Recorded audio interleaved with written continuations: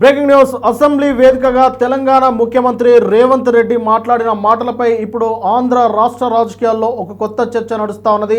ముఖ్యంగా వైసీపీ నాయకులు ఆయన మాటల పట్ల సంతోషం వ్యక్తం చేస్తూ ఉంటే, టీడీపీ జనసేన నాయకులు అయితే తీవ్రమైన ఆగ్రహాలు వ్యక్తం చేస్తూ ఉన్నారు. ముఖ్యంగా చంద్రబాబు నాయుడుకి కూడా ఆయన మాటలు ఇప్పుడు మైనస్గా మారుతున్నట్టు తెలుస్తూ ఉన్నది. అసెంబ్లీ సమావేశాల్లో సీఎం రేవంత్ రెడ్డి మాట్లాడుతూ రాయలసీమ లిఫ్ట్ ఇరిగేషన్ ప్రాజెక్టు గురించి ఆయన ప్రస్తావించారు.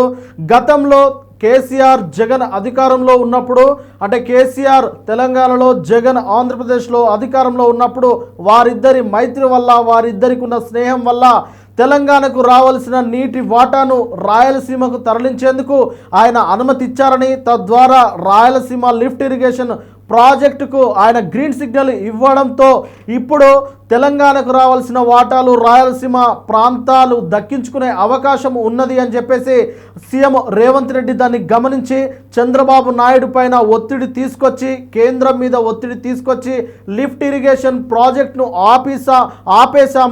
ఆపేసిన ఘనత సీఎం రేవంత్ రెడ్డికి, కాంగ్రెస్ ప్రభుత్వానికి దక్కుతుందని సభా వేదికగా మాట్లాడారు. అంతేకాకుండా రాష్ట్ర ప్రయోజనాల కోసము, అంటే రెండు రాష్ట్రాల ప్రయోజనాల కోసము ఈ విషయాన్ని ఎక్కడ బయట చెప్పలేదు, కానీ ఇప్పుడు చెప్పాల్సి వస్తుంది. అంటే తెలంగాణ సంక్షేమం కోసము, తెలంగాణ ప్రయోజనాల కోసము కాంగ్రెస్ ప్రభుత్వము, అలాగే ఉత్తమ్ కుమార్ రెడ్డి, సీఎం రేవంత్ రెడ్డి తాను ఏ విధంగా కష్టపడుతున్నామో, ఎంతవరకు ముందుకు వెళ్తున్నామో అనే దాన్ని ఇప్పటివరకు ఎక్కడా చెప్పలేదు, కానీ ఇప్పుడు చెబుతున్నామన్నట్లు ఆయన అయితే వ్యాఖ్యానించారు. ఆయన వ్యాఖ్యల పట్ల ఇప్పుడు విశ్లేషకులు, రాజకీయ విశ్లేషకులు భిన్నాభిప్రాయాలను వ్యక్తం చేస్తూ ఉన్నారు.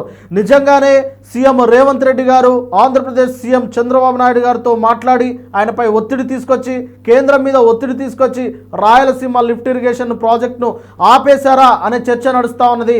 ఒకవేళ రాయలసీమ లిఫ్ట్ ఇరిగేషన్ ప్రాజెక్టును ఈ కారణంగానే ఆపేస్తే అందుకు చంద్రబాబు నాయుడు గారు ఎలా ఒప్పుకుంటారు? ఎందుకంటే రాయలసీమ అనేది ఎప్పుడు కరువు ప్రాంతంగా ఉన్నది. మరి అలాంటి కరువు ప్రాంతానికి తెలంగాణ నుంచి రోజుకు 3 టీఎంసీల నీళ్లను తీసుకునే వెసులుబాటు కల్పిస్తూ రాయలసీమ లిఫ్ట్ ఇరిగేషన్ ప్రాజెక్టుకు గత ముఖ్యమంత్రి, గత బీఆర్ఎస్ అధినేత కేసీఆర్ గారు అనుమతిస్తే చంద్రబాబు నాయుడు గారు ఎలా వెనక్కి తీసుకుంటారు, రాయలసీమను ఎలా ఇప్పుడు ఎడారి పాలు చేస్తారని చెప్పేసి ఇప్పుడైతే పెద్ద ఎత్తున చర్చ నడుస్తూ ఉన్నది.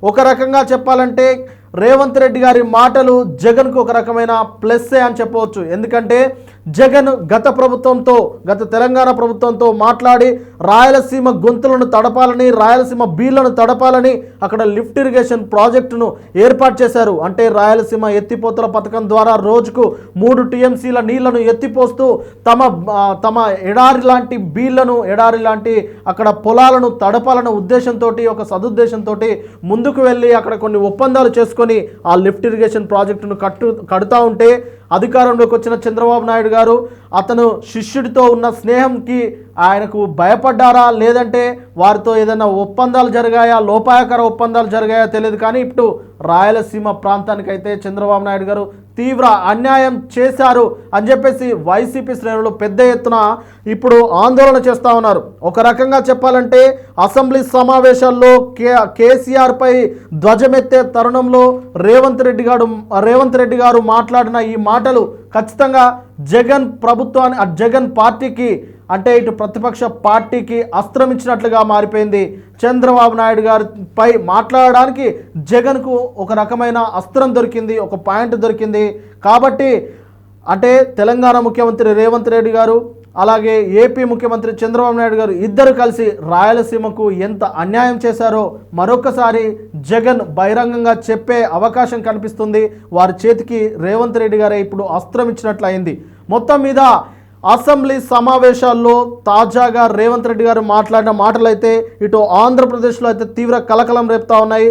ముఖ్యంగా ఆంధ్రప్రదేశ్ ఎవరైతే చంద్రబాబు నాయుడు గారి సోషల్ మీడియా ఉంటుందో ఆ సోషల్ మీడియా కూడా ఇప్పుడు రేవంత్ రెడ్డి గారిని ఒక రకంగా విమర్శించే పరిస్థితిలో ఉన్నది. ఎందుకంటే రేవంత్ రెడ్డి గారు మాట్లాడిన మాటలు ఖచ్చితంగా చంద్రబాబు నాయుడు గారికి మైనస్ అవుతా ఉన్నాయి, నెగిటివ్గా మారుతూ ఉన్నాయి. చంద్రబాబు నాయుడు గారు లోపాయకర ఒప్పందం చేసుకొని ఇప్పుడు రాయలసీమ, ఆంధ్రప్రదేశ్ ప్రాంతాలకు అన్యాయం చేస్తున్నారన్న విధంగా ఇప్పుడు ఆయన మాటలు ఉన్నాయి. కాబట్టి ఖచ్చితంగా రేవంత్ రెడ్డి గారిని విమర్శించే పరిస్థితి నెలకొంది.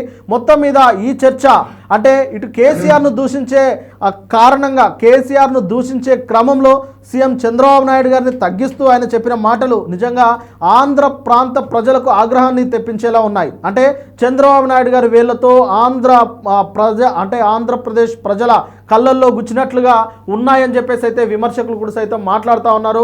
అంటే తెలంగాణకు మరి 3 టీఎంసీలు ఆదా అవుతున్నాయి కదా, తెలంగాణకు రావాల్సిన నదీ జలాల వాటాలు పక్కగా తీసుకొస్తున్నారు కదా అనేది ఇప్పుడు తెలంగాణ నుంచి ఆయనకు ఒక ప్లస్గా మారుతుంటే ఆంధ్రలో మాత్రం పూర్తి మైనస్గా మారుతూ ఉన్నారు. సరే, ఆంధ్రప్రదేశ్లో ఈయన రాజకీయ ప్రస్తావన అవసరం లేదు కాబట్టి రేవంత్ రెడ్డి గారికి ఆంధ్రప్రదేశ్లో మైనస్గా మారినా పెద్దగా ఒరిగేది ఏం లేదు. కానీ చంద్రబాబు నాయుడు గారికి మైనస్గా మారింది. ఇది ఖచ్చితంగా ఇటు రేవంత్ రెడ్డి గారికి కూడా కాస్త మైనస్ అని చెప్పవచ్చు. ఎందుకంటే చంద్రబాబు నాయుడు గారికి రేవంత్ రెడ్డి గారికి ఉన్న ఆ మైత్రి గురించి తెలిసిందే, వారు గురు శిష్యుల అనుబంధము అని చెప్పేసి అందరికీ తెలిసిన విషయమే. అలాంటి తరుణంలో గురువును ఒక రకంగా ఈయన వేలుతోటే గురువు కళ్ళలో పొడిచినట్లుగా అందరూ అభివర్ణిస్తూ ఉన్నారు. మరి ఈ వివాదం అసెంబ్లీలో మొదలైన ఈ వివాదం కొత్త చర్చకు దారితీసినట్టయింది. ఆంధ్రప్రదేశ్కు తెలంగాణకు ఎలాంటి భేదాలు పెట్టకుండా ముందుకు తీసుకెళ్ళాలి, ఎలాంటి భేదాభిప్రాయాలు ఉండొద్దు, 2 రాష్ట్రాలు కలిసి అభివృద్ధి పదం వైపు నడపాలనే సదుద్దేశంతో ముందుకు వెళ్తున్నట్టు అని చెప్పారు రేవంత్ రెడ్డి గారు. కానీ తాజాగా బయటపెట్టిన అవి నిజాలా లేదంటే ఏంటి అనేది తెలియదు. కానీ ఆ నిజాల వలన ఇప్పుడు 2 రాష్ట్రాల మధ్య ఒక రకంగా ఆ విద్వేషాలు రగిలే అవకాశం కూడా కనిపిస్తూ ఉన్నది. అది నిజమే అని ఆయన అసెంబ్లీ సాక్షిగా బల్లగుద్ది చెబుతా ఉన్నారు. ఇది నిజమో కాదో తెలియాలంటే నిజ నిర్ధారణ కమిటీని కూడా వేయండి. ఆ నిజ నిర్ధారణ కమిటీలో ఇప్పుడున్న సిపిఐ లీడర్లను పెట్టుకుంటారా లేదంటే బీఆర్ఎస్ నాయకులను పెట్టుకుంటారా? మాజీ ఇరిగేషన్ మినిస్టర్ హరీష్ రావు, కేసీఆర్ను సైతం మీరు ఆ నిజ నిర్ధారణ కమిటీలో వేయండి. ఆయన క్లోజ్డ్ రూమ్లో చంద్రబాబు నాయుడు గారిని నేను మాట్లాడి కేంద్ర ప్రభుత్వంపై ఒత్తిడి తీసుకొచ్చి తెలంగాణకు న్యాయం జరిగేలా, లిఫ్ట్ ఇరిగేషన్ ప్రాజెక్టును ఆపేసేలా నేను చర్యలు తీసుకున్నానా లేదా అనే విషయాన్ని మీరు నిజ నిర్ధారణ కమిటీ వేసి బయట పెట్టండి అని చెప్పేసి ఆయన సవాలు విసిరారు. మరి ఈ సవాల్తో ఇప్పుడు నిజ నిర్ధారణ కమిటీ వేస్తారా లేదా అనేది చూడాలి. ఇది ఒక రకంగా చర్చ. అయితే ఇప్పుడు ఆంధ్రప్రదేశ్లో చంద్రబాబు నాయుడు ఆంధ్రప్రదేశ్కు అన్యాయం చేశారని చెప్పేసి అటు వైసీపీ శ్రేణులు అయితే ధ్వజమెత్తుతూ ఉన్నారు. మరి రేవంత్ రెడ్డి గారు లేవనెత్తిన ఈ కొత్త చర్చ ఇప్పుడు ఆంధ్రప్రదేశ్లో వివాదాస్పదంగా మారుతూ ఉన్నది. చూడాలి మరి దీనిపైన ఈ వివాదం ఎటువైపు వెళ్తూ ఉందో. నేను చంద్రబాబు నాయుడు గారి మీద కేంద్ర ప్రభుత్వం మీద ఒత్తిడి తెచ్చి రాయలసీమ లిఫ్ట్ ఇరిగేషన్ ఆపిచ్చిన అధ్యక్ష, నా చరిత్ర ఇది, నీ నీతి గది. ఇవాళ నేను సూటిగా చెప్పదలుచుకునే వేదిక మీద నుంచి 2 రాష్ట్రాల మధ్యలో మంచి వాతావరణం ఉండాలని ఇప్పటి వరకు నేను సాధించిన విజయాన్ని కూడా నేను చెప్పుకోలేదు అధ్యక్ష. సూటిగా చంద్రబాబు నాయుడు గారికి విజ్ఞప్తి చేసిన నేను, రాయలసీమ లిఫ్ట్ ఇరిగేషన్ మీరు ఆపితే మేము ఏదైనా విషయాల మీద చర్చకు వస్తాము, లేకపోతే మీతో చర్చించడానికి అవకాశం లేదు. మొట్టమొదట 3 టీఎంసీలు పర్ డే అక్రమంగా నిర్మిస్తున్న రాయలసీమ లిఫ్ట్ ఇరిగేషన్ పనులను మీరు ఆపండి అని మేము వారిని క్లోజ్డ్ రూమ్లో అడిగితే మా మీద గౌరవంతో రాయలసీమ లిఫ్ట్ ఇరిగేషన్ ఆపేసింది అధ్యక్ష. మీరు ఈరోజు నిజ నిర్ధారణ కమిటీని సభ నుంచి పంపించండి. కూనంనేని సాంబశివరావు గారిని, అక్బరుద్దీన్ ఓవైసీ గారిని, బీజేపీ మహేశ్వర్ రెడ్డిని ఎవరిని కమిటీ చేస్తారో, ఇంక్లూడింగ్ బీఆర్ఎస్ మాజీ సాగునీటి పారుదల శాఖ మంత్రులు 2 ఉన్నారు, చంద్రశేఖరరావు, హరీష్ రావు. వాళ్ళిద్దరు నాయకత్వాన్ని ఎవరినో ఒకరిని పెట్టి రాయలసీమ లిఫ్ట్ ఇరిగేషన్ పనులు ఆగినాయా లేదా, ఉత్తమ్ కుమార్ రెడ్డి గారు మంత్రి అయిన తర్వాత కాంగ్రెస్ అధికారంలోకి వచ్చిన తర్వాత ఆగిన వాళ్ళ నిజ నిర్ధారణ కమిటీ పంపించండి అధ్యక్ష. మీరు ఆదేశాలు ఇవ్వండి అధ్యక్ష. ఈ సభ నుంచి మేము అక్కడ రాయలసీమ లిఫ్ట్ను 3 టీఎంసీలు పర్ డే దోపిడీని ఆపిచ్చి చర్చల పేరు మీద ఈరోజు పాలమూరు రంగారెడ్డి ఎత్తిపోతలకు అనుకూలంగా నిర్ణయాలు వచ్చి ఉమ్మడి రాష్ట్రంలో మా ప్రాజెక్టులకు మీరు ఎలాంటి అభ్యంతరాలు పెట్టకండి, మా కడుపు కొట్టకండి అని వాళ్ళ మీద ఒత్తిడి తీసుకొచ్చి ఈరోజు ఒక కొలికి పట్టుకొచ్చిన మాట.